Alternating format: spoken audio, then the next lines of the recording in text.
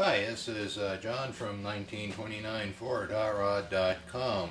I'm going to show you how to polish aluminum today. I have here the upper plenum from my 1987 Corvette convertible. It's this convertible. It has a TPI injection system, and this is a part off of it. I've started already doing a little wee bit of sanding on it, but when you look at it, you know, there's the stock finish. Somebody's painted over it with silver paint. I'm going to take all the roughness out and remove the paint. And to start this whole process off, I'm going to use my Makita orbital sander. It's a dual action. I've got a 60 grit aluminum oxide disc on here. They wear out very quickly, so you better have a lot on hand. So to start with, I start with the 60 grit, and I start sanding at a nice even pace, keep making sure I keep the sander nice and flat on the surface.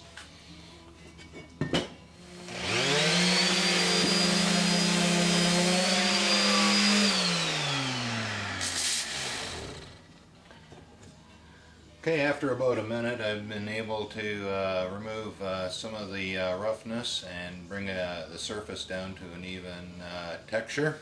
And you can see here is where it still needs quite a little bit more attention. This is a very time-consuming process to get a really nice finish. Here's the back part of the plenum that actually fits right here. And I've started the polishing process on it, and this took you know, probably an hour to polish up, and it's still not quite finished. So it's like I say, it's a labor of love, and you know, you better plan on listening to some good music and enjoying yourself, because it's going to take a long time to get anything to come up with any sort of shine.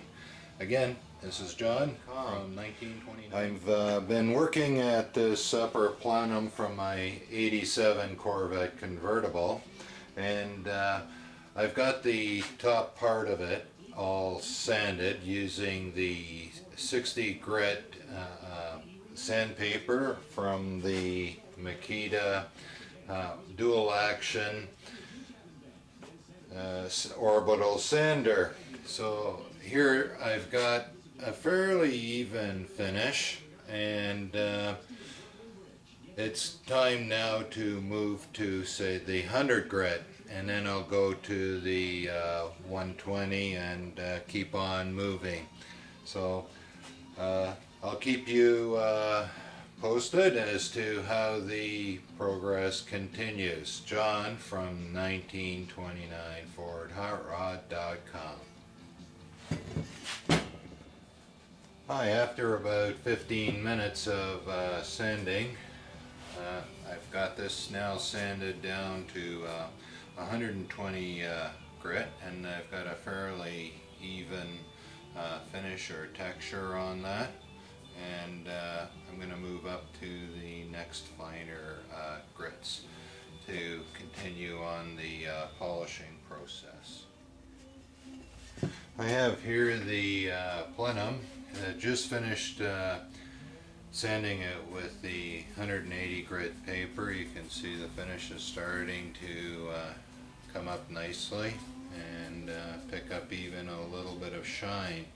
So now I'm going to move to the 240 for the next step.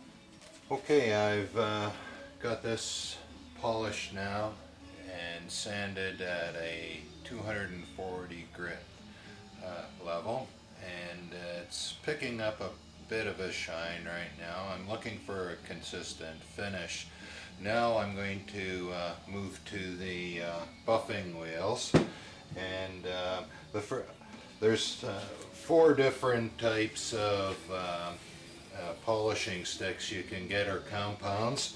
The black emery is the first one that I'm going to start with, and just a stick like this, and you put it into the coarse buffing wheel, So let's power this up. And what I did is I just took a quarter horse motor that turns at 750 RPM or 1725 RPM, and I put a mandrel on it, and I bought these polishing wheels, and this is the roughest one that I'm going to start with. So this is where the black emery goes in. So let's turn this on and give it a go. Now, one of the things you should be doing is wearing gloves, because as you start turning, this all gets very hot because of friction. So I just get these cheap leather gloves, and you want to make sure you wear your safety glasses also, because if you don't, then you may end up with something in your eyes. So what I do is I run this into the wheel a little wee bit, and away I go.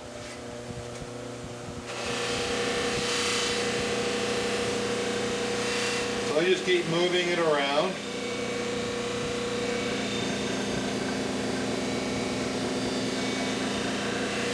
And you can just see with that little wee bit how quick the shine's coming up.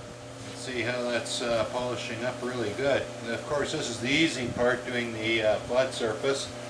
So this is some of the side pieces here that'll require a little more work, but that's the labor of love. So I'll put a little more of the compound in.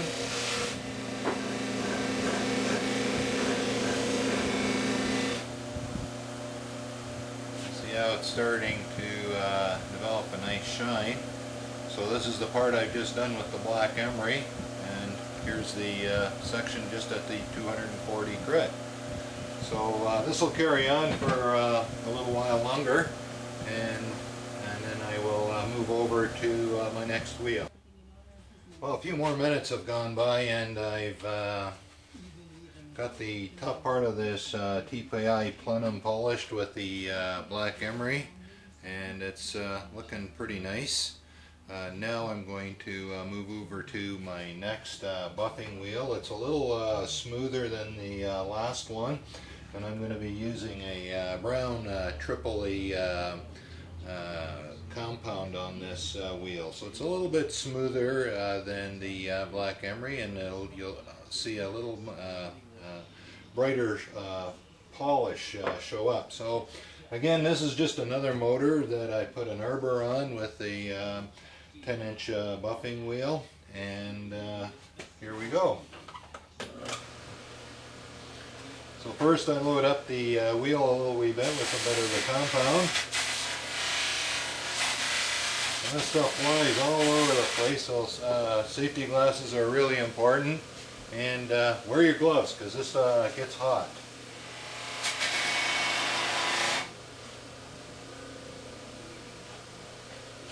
You can see now I'm getting a little more shine out of this, and with not a whole lot of effort.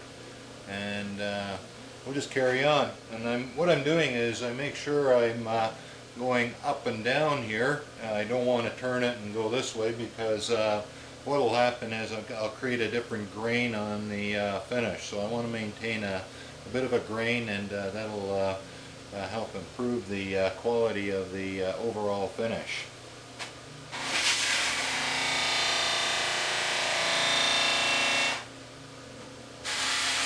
Every once in a while, load up the wheel with a little more compound and carry on.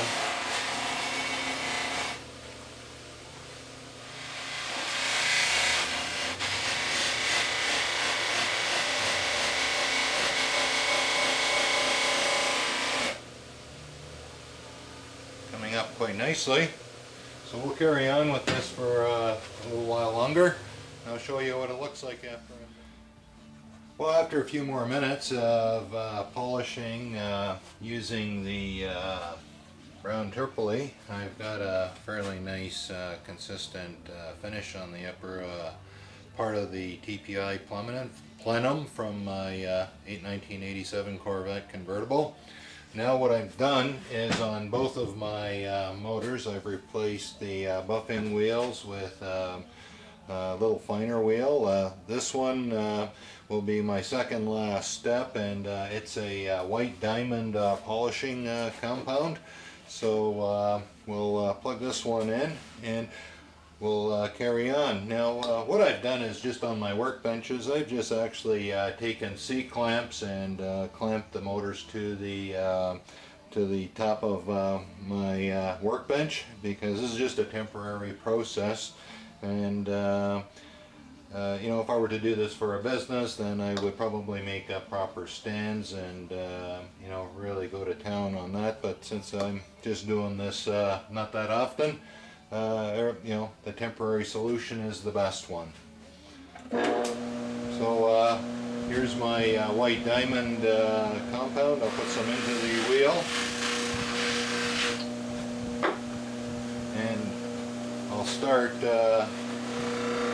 polishing. See how the shine's starting to develop. So this will take a few more minutes, and I'll carry on. I'll do another show and tell. Well, I just finished the upper part of the plenum with the white diamond polish. Now I'm ready to go to the finer wheel, or the last wheel. You can see it's a really floppy wheel. It's got nice soft cotton cloths. It's a commercial wheel, and I'm going to use jeweler's rouge here on that. And again, this plenum's now starting getting pretty hot to touch, so that's why the gloves are really important to have on, so you don't burn your fingers. Nothing worse than having you know, burns on your hands, so it's good to protect them. So this floppy wheel actually now comes up to a nice round diameter. You can see it moves around pretty good. So I'm going to load up the wheel with the red rouge and start polishing. Now you'll notice that when I'm polishing, I start at the bottom and work my way up, and then I'll flip it around, because what I don't want to be doing is starting to at any point in the process polishing here, because what will happen is this wheel, as it's spinning this way, will catch this edge and with a great amount of force flip it right out of your hand. So you don't want to create any problems or get hurt. So with a light pressure, I just start going at this again, and just keep it moving. You don't need to push too hard, because if you push too hard, you're going to stall the motor.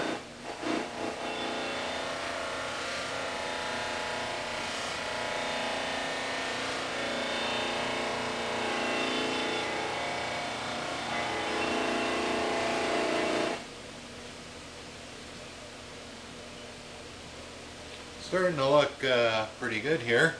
So I'm going to carry on with this process for a little while longer, and I'll come back and show you some more while now. And I got the upper plenum of the Corvette TPI polished, and just to show you how easy it is to do at home. You don't need any special skills, just a whole lot of time. Now of course I'm going to polish some of the side parts in this area, and probably right over here where you can still see it from the top of the engine compartment. Similarly on this side I'll probably do this. So that's going to require a bit of handwork, and I'll show you how that's done later. But and then I'll probably go over this one more time just to get a little higher gloss, because I did this fairly quickly, just to show you some of the other parts.